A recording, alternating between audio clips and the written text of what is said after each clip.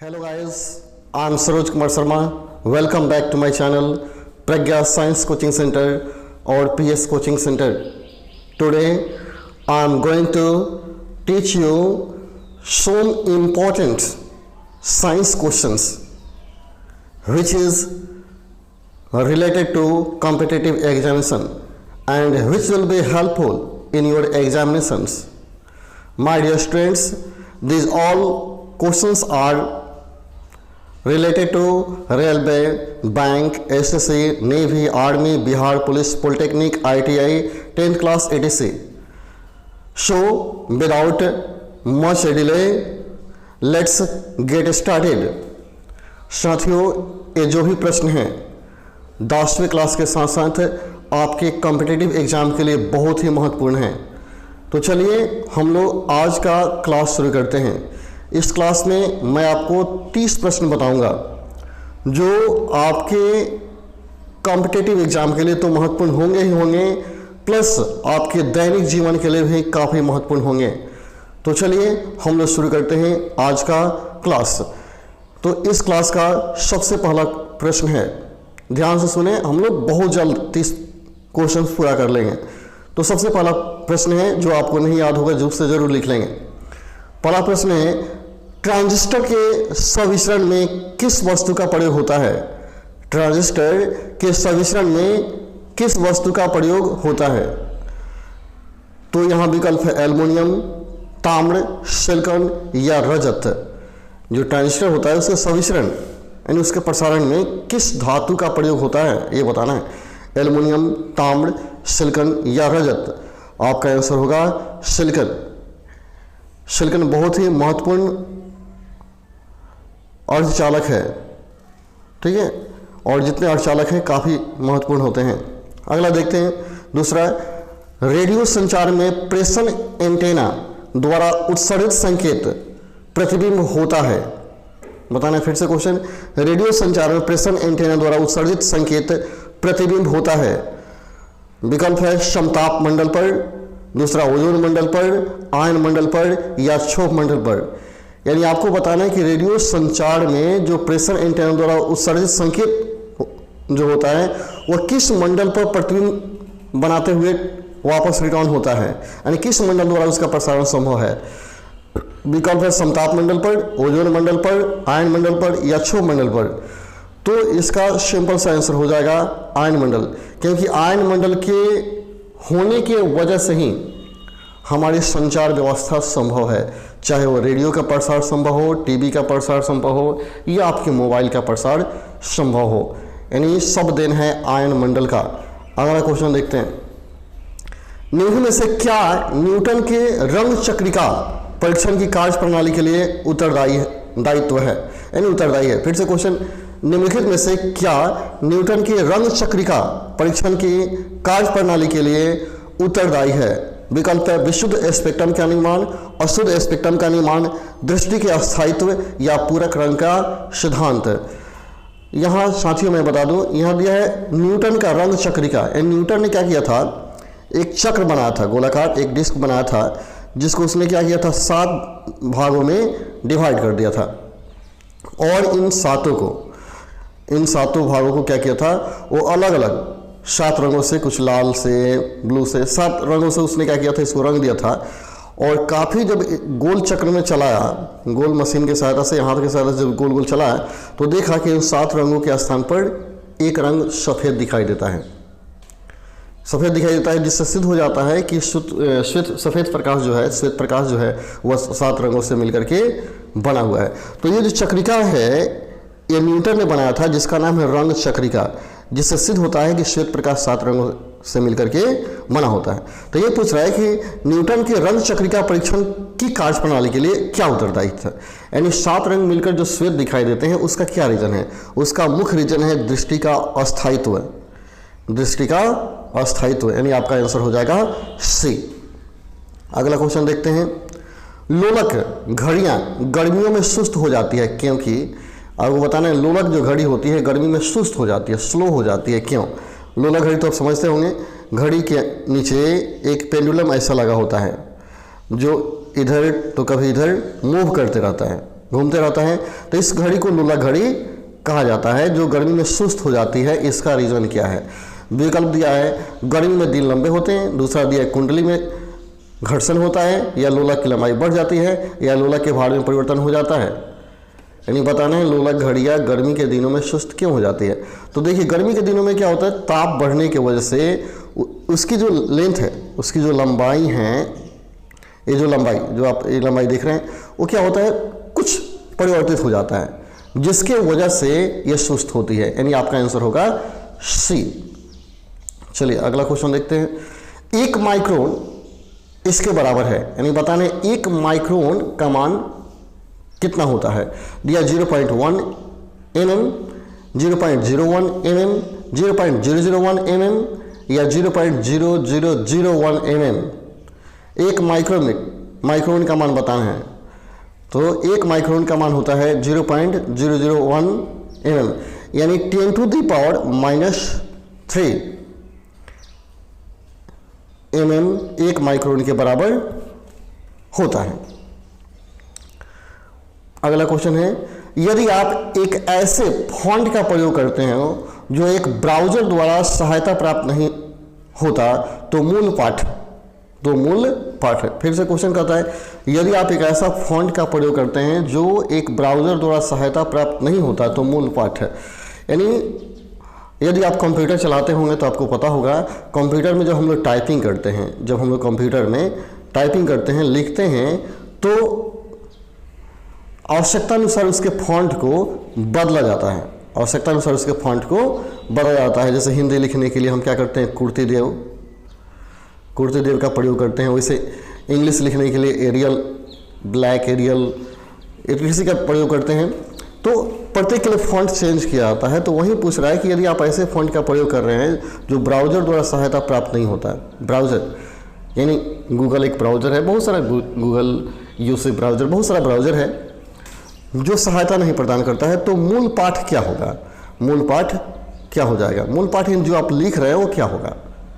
Question समझ में आ रहा है? फिर से देखिए, यानी कह रहा है कि आप कंप्यूटर में टाइप कर रहे हैं, ठीक है, और ऐसे फॉन्ट आपने लगा दिया है जिसको ब्राउज़र सहायता नहीं कर रहा है, तो मूल पाठ क्या हो जाएगा। तो विकल्प दिया है केवल एरियल फॉन्ट का प्रयोग करते हुए प्रदर्शित होगा, एरियल यानी इंग्लिश लिखते थे।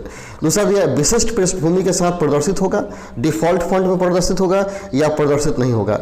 यानी कहने का डिफ़ॉल्ट ऑटोमेटिक को ले लेगा, यानी डिफ़ॉल्ट फॉन्ट में प्रदर्शित होगा। अगला क्वेश्चन दिया है, मनुष्य के लिए मानक ध्वनि स्तर है, मानक ध्वनि स्तर क्या है मनुष्य के लिए। दिया है 90 dB, 60 dB, 120 dB या 100 dB। यानी dB का मतलब क्या हुआ, डेसिबल। ध्वनि जो है, ध्वनि का जो मात्रक है, ध्वनि का मात्रक होता है dB, डेसिबल होता है, ध्वनि का मात्रक डेसिबल होता है। तो मनुष्य के लिए मानक ध्वनि यानी किस ध्वनि पर मनुष्य काफ़ी फ्री महसूस करता है, यानी ऐसा ध्वनि जो मनुष्य के कानों को कर्णप्रिय हो, कानों को अच्छा लगता हो, कर्णप्रिय ध्वनि को मानक ध्वनि कहा जाता है। तो कौन सा कर्णप्रिय होगा, तो इसमें याद रहे 60 डेसिबल की जो ध्वनि होती है मनुष्य के लिए कर्णप्रिय होती है। उससे ज़्यादा जब ध्वनि सुनिएगा तो कान के चदरे फटेंगे, काफ़ी सर दर्द होने लगता है। तो आपका आंसर होगा 60 dB, 60 डेसिबल। अगला क्वेश्चन, निम्नगन वस्तुओं का पता लगाने के लिए प्रयुक्त किए जाने वाले उपकरण को कहते हैं। निम्नगन वस्तुओं का पता लगाने के लिए प्रयुक्त किए जाने वाले उपकरण को कहते हैं। विकल्प दिया है सोनार, क्वासर, स्पंदक या रडार। यानी क्वेश्चन फिर से सुन लीजिए, जब समुद्र में कोई वस्तु क्या होती है, गुम हो जाती है, गिर जाती है, तो समुद्र के अंदर गिरे हुई वस्तु का पता लगाने के लिए हम किसका प्रयोग करते हैं, सोनार का, क्वासर का, स्पंदक का या रडार का, ये बताना है आपको। तो याद है समुद्र में अगर कोई वस्तु गिर जाती है तो उसका पता लगाने के लिए SONAR कैपिटल लेटर से लिखते हैं, सोनार का ही प्रयोग किया जाता है। तो आपका आंसर होगा ए। एक और चीज़ जान जाइए, रडार के बारे में थोड़ा सा हम आपको बता दें।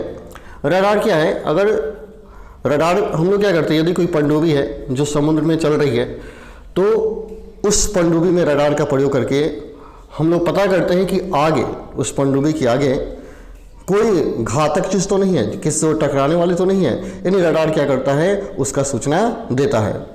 रडार के माध्यम से ही पता किया जाता है कि आसमान में जो वायुयान उड़ रहा है कितने हाइट पर उड़ रहा है, कितने एंगल पर हम उसको क्या करेंगे, गोली मारेंगे तो उसको लगेगा। ये रडार काफ़ी संकेत देता है। चलिए तो अगला क्वेश्चन देखते हैं। निम्न से किसका घनत्व सबसे अधिक होता है, चारकोल, कोक, डायमंड या ग्रेफाइट? किसका घनत्व सबसे अधिक होता है, चारकोल, कोक, डायमंड या ग्रेफाइट? तो याद रखें, घनत्व का मतलब जो ज़्यादा कड़ा होगा, जो जितना ही ज़्यादा हार्ड होगा वो उसका घनत्व उतना ही ज़्यादा होगा। तो यहाँ सबसे ज़्यादा हार्ड अगर है तो कौन है, डायमंड है, और तो इसका घनत्व सबसे ज़्यादा होगा। अगला क्वेश्चन दिया, सड़क या रेल की पटरी पर गोलाई की बैकिंग क्या पैदा करने के लिए की जाती है? सड़क या रेल की पटरी पर गोलाई की बैकिंग क्या पैदा करने के लिए की जाती है? चलिए, गोलाई की बैकिंग का मतलब, कभी सड़क पर जाइएगा तो ऐसे कहीं कहीं मोड़ होता है, सड़क पर मोड़ होता है, तो मोड़ के समय जो सड़क होता है थोड़ा सा तिरछा बनाया जाता है। अंदर जो होता है झुका हुआ रहता है, बाहर वाला जो कोर होता है रोड का, बाहर वाले जो रोड का कोर अगर इतना चौड़ा है तो अंदर का कोर क्या होगा, झुका हुआ रहेगा, बाहर वाला कोर थोड़ा सा उठा हुआ रहता है, यानी गोलाई की बैकिंग होती है, थोड़ा सा झुका हुआ बना दिया जाता है। तो पूछ रहा है क्यों? विकल्प दिया है, गुरुत्व बल के लिए, कोणीय वेग के लिए, अभिकेंद्र बल के लिए या अपकेंद्र बल के लिए। तो याद रहे साथियों कि मोड़ के निकट सड़क को थोड़ा तिरछा बनाया जाता है। तिरछा बनाने का बस एक ही रीजन है कि जब वह मुड़ेगा तो उसे अभिकेंद्र बल प्राप्त होगा, यानी अभिकेंद्र बल प्राप्त होगा तो गाड़ी फिसलेगी नहीं, घर्षण बल उसका बना रहेगा, वह गिरेगा नहीं। इस कारण से मोड़ के निकट गोलाई की बैकिंग पैदा की जाती है, यानी आपका आंसर होगा अभिकेंद्र बल के लिए। यहाँ गुरुत्व बल क्या है, जब कोई वस्तु आसमान से गिरती है तो पृथ्वी उसको अपने बल से खींचती है, उस आकर्षण बल को गुरुत्व बल कहते हैं। कोणीय वेग, यदि हम क्या करते हैं, किसी गोलाकार पथ पर चक्कर लगाते हैं तो जिस वेग से ये चक्कर गोलाकार पथ पर लगाता है उस वेग को कोणीय वेग कहा जाता है। अभिकेंद्र बल तो आप समझ रहे हैं, इसका अपकेंद्रीय बल, जैसे दही को मथते हैं हम लोग तो दही से मक्खन बाहर आता है, वो अपकेंद्र बल के कारण ऐसा होता है। चलिए अगला क्वेश्चन देखते हैं। कोहरे में फोटोग्राफ लेते समय साधारण दृश्य प्रकाश की अपेक्षा अवरक्त किरणों को क्यों पसंद किया जाता है? कोहरे में फोटोग्राफ लेते समय साधारण दृश्य प्रकाश की अपेक्षा अवरक्त किरणों को क्यों पसंद किया जाता है? विकल्प है, कम अवशोषित होती है, अधिक अवशोषित होती है, अधिक फैलती है या कम फैलती है। फिर से कहता है, कोहरे में फोटोग्राफ लेते समय साधारण दृश्य प्रकाश की अपेक्षा अवरक्त किरण को क्यों पसंद किया जाता है? विकल्प है, कम अवशोषित होती है, अधिक अवशोषित होती है, अधिक फैलती है या कम फैलती है। तो इसका मुख्य रीज़न है कि फोटोग्राफ लेते समय जो हम लोग अवरक्त प्रकाश का प्रयोग करते हैं, इसका मेन कारण है कि इससे फोटोग्राफ काफ़ी क्लियर आता है और कुहासा को बेधने की इसमें क्षमता होती है। कुहासा को बेधकर ज़्यादा आगे की ओर ये बढ़ जाता है और फोटोग्राफ लेने में सहूलियत देता है। इस कारण से हम लोग क्या करते हैं, अवरक्त प्रकाश का प्रयोग करते हैं कोहरे में, यानी अधिक फैलती है, यानी अधिक दूरी तक जा पाती है, यानी आंसर होगा सी। अगला क्वेश्चन, अधिकांश लोगों के कानों के लिए अल्पमत श्रवण योग्य ध्वनि का क्या स्तर है? अधिकांश लोगों के कानों के लिए अल्पमत श्रवण योग्य ध्वनि का क्या स्तर है? विकल्प 0.002, 0.005 या 5 या 10। अधिकांश लोगों के कानों के अल्पमत श्रवण योग्य ध्वनि का क्या स्तर है, यानी जो श्रवण योग्य सुनने योग्य ध्वनि है अधिकतर लोगों के लिए, तो उसका क्या स्तर होना चाहिए? तो उसका स्तर है 0.002। अगला क्वेश्चन देखिए, जहाज की चाल मापी जाती है, जहाज की चाल किससे मापी जाती है बताना है। विकल्प है, हॉर्स पावर में, एंगस्ट्रॉम में, जूल में या नॉट में। जहाज की चाल किससे मापी जाती है? विकल्प है, हॉर्स पावर, एंगस्ट्रॉम, जूल या नॉट। यहाँ थोड़ा सा हम क्लियर कर दें, हॉर्स पावर क्या है, शक्ति का मात्रक है, ये चाल का मात्रक नहीं है। जैसे मशीन आता है ना, 5 horse power HP, 10 horse power, यानी यह मात्रक है। अतः यह जहाज ये पावर मापता है, चाल नहीं मापेगा। एंगस्ट्रॉम क्या करता है? एंगस्ट्रॉम लंबाई का मात्रक है, जैसे तरंग दैर्घ्य का मात्रक एंगस्ट्रॉम होता है ना, 1 पावर या लंबाई का मात्रक है। जूल ऊर्जा का मात्रक है, जूल जो है ऊर्जा का मात्रक है। लेकिन हमको चाहिए चाल, जहाज के चाल। तो तीनों समझ गए। तो चाल क्या करता है, नॉट में मापा जाता है, नॉट में मापा जाता है। तो आपका आंसर हो जाएगा सी, नहीं डी, नॉट। अगला क्वेश्चन देखते हैं, शुष्क बर्फ किसका ठोस रूप है? शुष्क बर्फ किसका ठोस रूप है? विकल्प है अमोनिया, कार्बन डाइऑक्साइड, नाइट्रोजन या ऑक्सीजन। शुष्क बर्फ किसका ठोस रूप है? अमोनिया, कार्बन डाइऑक्साइड, नाइट्रोजन या ऑक्सीजन। काफ़ी महत्वपूर्ण है। तो याद रहे, जब CO2 जमता है तो सबसे ज़्यादा ठंडा हो जाता है। इस कारण से CO2 को शुष्क बर्फ कहा जाता है, शुष्क बर्फ कहा जाता है। अगला, निम्नलिखित में से कौन सा सर्वोत्तम विद्युत चालक है? सबसे बढ़िया विद्युत का चालक निम्न में कौन है? विकल्प तांबा, लोहा, एल्युमिनियम या चांदी। फिर से विकल्प तांबा, लोहा, एल्युमिनियम या चांदी। तो यहाँ याद रहे कि चांदी सबसे अच्छा विद्युत का चालक होता है, चांदी सबसे अच्छा विद्युत का चालक होता है। और सीसा भी चालक, लेकिन सबसे खराब चालक है तो सीसा और चांदी।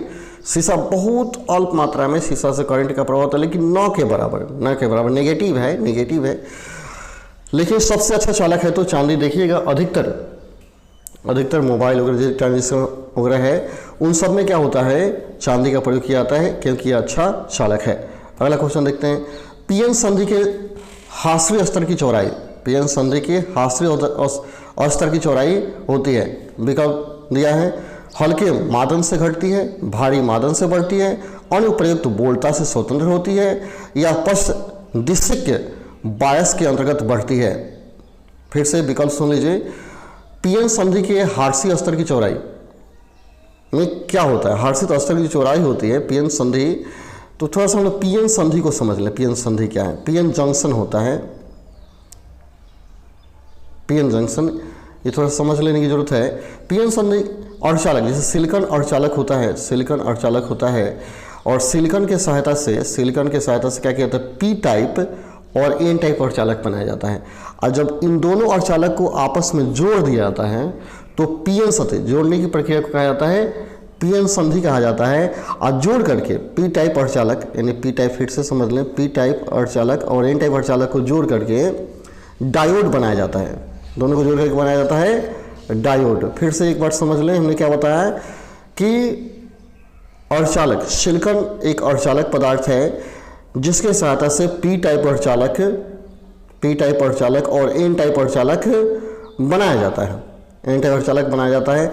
और इन दोनों अर्धचालक को जोड़ करके पीएन संधि बनाया जाता है। और उस पीएन संधि जहाँ दोनों जुड़ते हैं, उस पीएन संधि वाले पदार्थ से हम लोग डायोड बनाते हैं। और डायोड क्या होता है, रेडियो ट्रांसमीटर सब में इसका प्रयोग किया जाता है।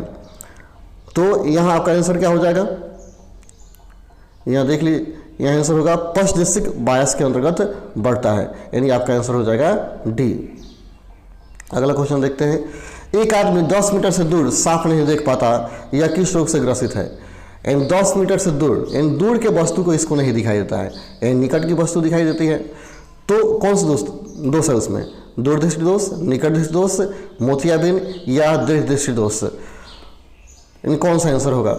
यदि वो दूर के वस्तु नहीं देखता है तो ख्याल कीजिए, जो वस्तु देखता है वहीं उसको दोष हो जाता है। यदि कोई व्यक्ति निकट का वस्तु देख रहा है तो उसे निकट दृष्टि दोष होगा, और दूर का वस्तु देख रहा है तो उसे दूर दृष्टि दोष हो जाएगा।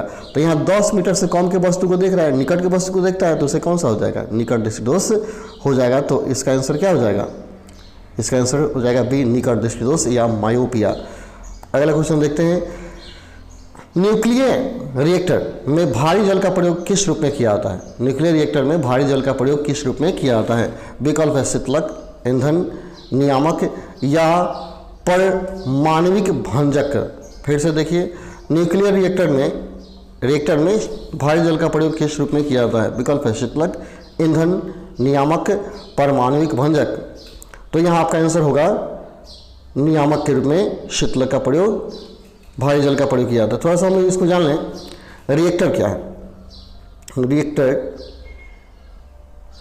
तो जो रिएक्टर है इसके सहायता से हम क्या करते हैं, नाभिकीय विखंडन क्रिया कराते हैं। रिएक्टर में यूरेनियम धातु का यूरेनियम 9235 का प्रयोग करके हम क्या करते हैं, नाभिकीय विखंडन अभिक्रिया कराते हैं, जिसके फल से ऊर्जा की विशाल मात्रा प्राप्त होती है और उस ऊर्जा की सहायता से बेहद ऊर्जा उत्पन्न किया जाता है। इसी रिएक्टर का देन है, इसी न्यूक्लियर रिएक्टर का देन है कि आज पूरे विश्व में कहिए बेहद ऊर्जा का उत्पादन किया जा रहा है। नहीं तो पहले बेहद ऊर्जा का उत्पादन जल से किया जाता था, जो पर्याप्त नहीं था और सबको बेहद की प्राप्ति नहीं हो पाती थी, लेकिन आज न्यूक्लियर रिएक्टर का देन है जो पूरे विश्व में विद्युत ऊर्जा मिल रहा है।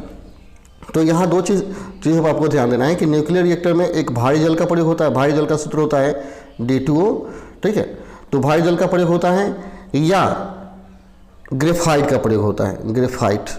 न्यूक्लियर रिएक्टर में भारी जल का प्रयोग किया जाता है नियामक के रूप में या ग्रेफाइट का प्रयोग किया जाता है, दोनों में से किसी एक का प्रयोग कर सकते हैं, जिसको मॉडरेटर बोलते हैं।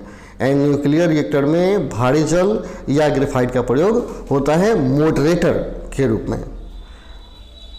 तो यहाँ थोड़ा सा क्लियर कर दें, यदि न्यूक्लियर रिएक्टर में मॉडरेटर के रूप में D2O भारी जल का प्रयोग किया गया हो तो उस समय न्यूक्लियर रिएक्टर का नाम बदल दिया जाता है और वहाँ उसका नाम रख दिया जाता है परमाणु पाइल। परमाणु पाइल, इसको याद कर लेंगे, परमाणु पाइल। जब रिएक्टर में मॉडरेटर के रूप में भारी जल लगाया जाता है तो रिएक्टर का नाम बदल कर रख दिया जाता है परमाणु पाइल। और वहीं जब रिएक्टर में ग्रेफाइट का प्रयोग किया जाता है, ग्रेफाइट का प्रयोग किया जाता है मॉडरेटर के रूप में, तो वहाँ रिएक्टर का नाम हो जाता है जब रिएक्टर में मॉडरेटर के रूप में भारी जल का प्रयोग होता है तो उसका नाम रखा जाता है स्विमिंग पूल। और जब ग्रेफाइट का प्रयोग होता है तब उसका नाम रखा जाता है परमाणु पाइल। फिर से याद कर लेंगे। देखिए हमने फिर से बताया, जब रिएक्टर में भारी जल का प्रयोग करेंगे, जल तो स्विमिंग पूल, जल में याद करें स्विमिंग पूल, और जब ग्रेफाइट का प्रयोग होगा तो परमाणु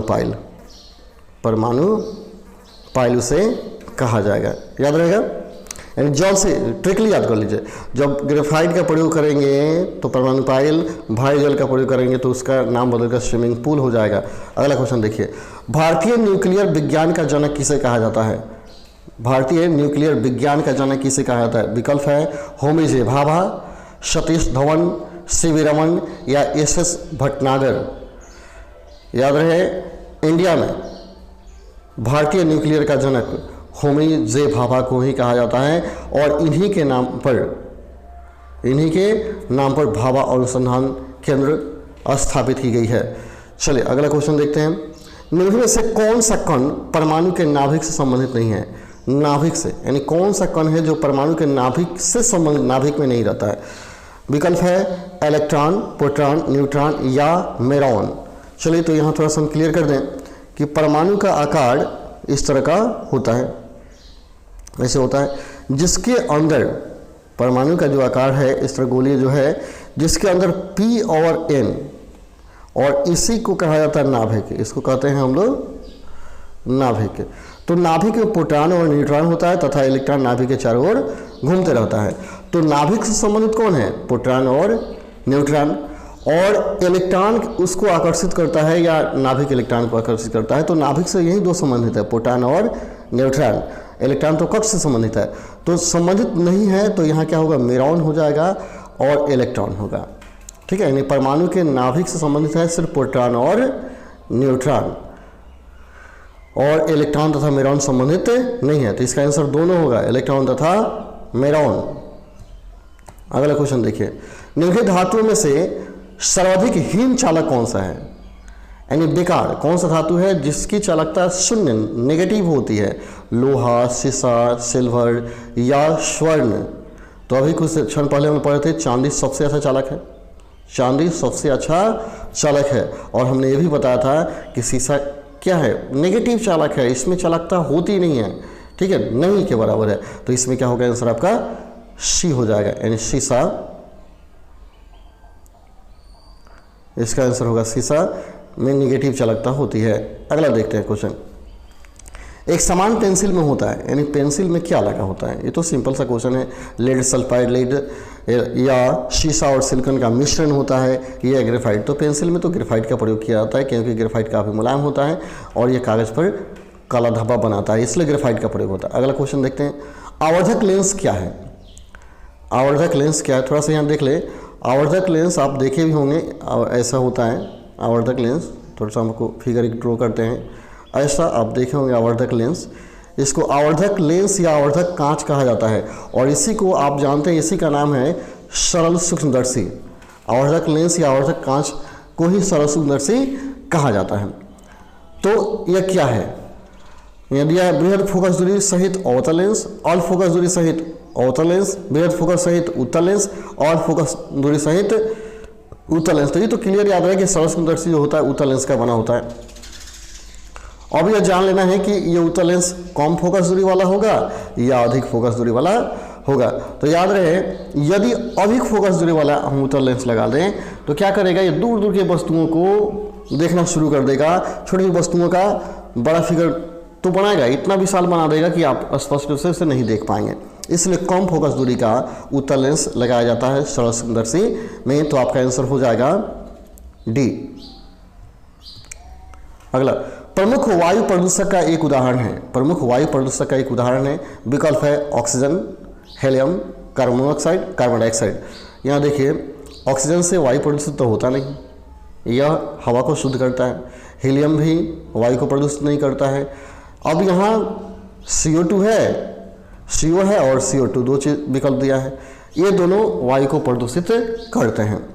लेकिन CO2 को क्या करता है, पेड़ पौधे अवशोषित कर लेते हैं और CO को अवशोषित नहीं करते हैं। अतः मुख्य वायु प्रदूषक कौन हो जाएगा, CO, कार्बन मोनोऑक्साइड, यानी आपका आंसर हो जाएगा C। अगला क्वेश्चन देखिए, लंबी दूरी के बेतार संचार के लिए अपेक्षित तरंगे हैं।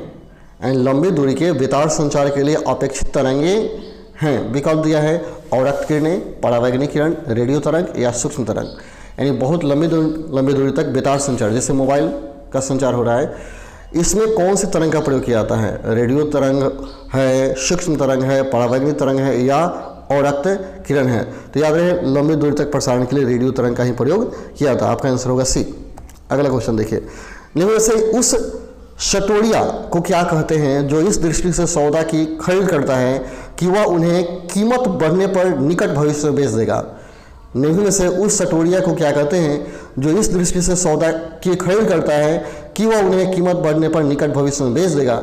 विकल्प दिया है बियर, बुल, वाइन या बोर। फिर से विकल्प सुनिए, बियर, बुल, वाइन या बोर। यानी क्या है, सटोरिया है एक स्थिति है जिसमें यह निश्चय किया जाता है कि अगर कीमत बढ़ती है तो हम उससे क्या करेंगे, बेच देंगे। तो वैसी स्थिति को क्या कहा जाएगा? यह शेयर मार्केट में ऐसा होता है। तो यह इस बुल को कहा जाता है, इसे तेजरिया बुल कहा जाता है, तेजरिया कहा जाता है, नहीं बुल कहा जाता है। इसका मुख्य काम है कि हम खरीदेंगे और जब देखेंगे दाम बढ़ा तो हम उसे बेच देंगे। अगला क्वेश्चन देखिए, दूरदर्शन यानी टीवी के ध्वनि संकेत होते हैं। ध्वनि संकेत, टीवी का ध्वनि संकेत होता है, क्या होता है? आयाम मॉडलित होता है, आवृत्ति मॉडलित होता है, आयाम डुलित होता है, अमाडुलित होता है, वेग या माडुलित होता है। तो यहाँ देख लीजिए, आपको बताना है दूरदर्शन के ध्वनि संकेत होते हैं आयाम मॉडलित, आवृत्ति मॉडलित, अमाडुलित या वेग मॉडलित। यहाँ थोड़ा सा ध्यान देना है कि अमाडुलित और वेग मॉडुलित कुछ होता नहीं, ठीक है, वेग मॉडुलेशन होता है, ठीक है। तो ये दोनों तो ऐसे ही गलत है। और आयाम मॉडुलेट भी इसमें नहीं होगा, मॉडुलेट होता है आवृत्ति का। आवृत्ति का मॉडुलेशन किया जाएगा तब ना ध्वनि आपको क्लियर सुनाई देगा। तो आंसर होगा इसका बी। अगला क्वेश्चन, त्वरित निम्नलिखित में से किसके द्वारा उत्पन्न होता है? त्वरित निम्नलिखित में से किसके द्वारा उत्पन्न होता है? विद्युत शक्ति, विद्युत विसर्जन, विद्युत क्षरण या विद्युत दाब। त्वरित यानी घाटा गरजता है, जब देखिए बादल गरजता है तो किसके कारण ऐसा होता है? विद्युत शक्ति के कारण, विद्युत विसर्जन के कारण, विद्युत क्षरण के कारण या विद्युत दाब के कारण। तो घाटा गरजने का मुख्य रीजन है विद्युत विसर्जन। जब त्वरित होता है ना तो विद्युत विसर्जन होता है, आप देखते होंगे कि चमकता भी है जो विद्युत का विसर्जन करता है, इसी वजह से त्वरित होता है। अगला क्वेश्चन है, रॉकेट की गति पर निम्न से कौन सा संचरण सिद्धांत लागू होता है एंड रॉकेट किस सिद्धांत पर कार्य करता है, ये आपको बताना है। द्रव्यमान का संरक्षण, आवेश का संरक्षण, संवेग का संरक्षण या ऊर्जा संरक्षण के सिद्धांत पर, यानी रॉकेट किस संरक्षण के सिद्धांत पर कार्य करता है। तो याद रहे साथियों, जब रॉकेट उड़ता है तो पीछे देखते हैं बहुत सारा धुआं निकलता है, धुआं निकलते हुए नजर आता है। तो इसका मुख्य कारण है क्या, वो क्या करता है, धुआं है, रॉकेट को क्या करता है, गति प्रदान करने का साथ साथ दिशा भी मॉडिफाई करता है उसके लिए। तो जो रॉकेट चलता है इसका मुख्य कारण है संवेग संरक्षण का सिद्धांत, संवेग संरक्षण का सिद्धांत पर ये काम करता है। अगला, निम्न में से किसका प्रयोग प्रशीतक में किया जाता है, प्रशीतक रेफ्रिजरेशन में किया जाता है। सल्फर डाइऑक्साइड यानी SO2, क्लोरीन Cl2, फ्रीऑन का प्रयोग या फास्फिन का प्रयोग, यानी किसका प्रयोग शीतक के रूप में किया जाता है। तो देखिए, शीतक रेफ्रिजरेटर में हम जो उपयोग करते हैं वो फ्रीऑन है, उसका प्रयोग हम लोग फ्रीऑन का करते हैं। और यही रीज़न है कि फ्रीऑन की वजह से ही क्या होता है, CFC निकलता है, क्लोरोफ्लोरोकार्बन निकलता है जो हमारे वायुमंडल को प्रदूषित किया हुआ है। तो फ्रीऑन ही आपका आंसर होगा। ठीक है, तो आज के लिए इतना ही, फिर मिलते हैं कल अगले वीडियो में। यदि आपको ये वीडियो अच्छा लगा हो तो लाइक करें, मेरे चैनल को सब्सक्राइब करें और कमेंट में ज़रूर हमको बताएं कि ये वीडियो आपको कैसा लगा, और अपने दोस्तों को बताएं कि इस चैनल के माध्यम से वो पढ़ें। ओके, थैंक यू, फिर मिलते हैं कल एक नए वीडियो में।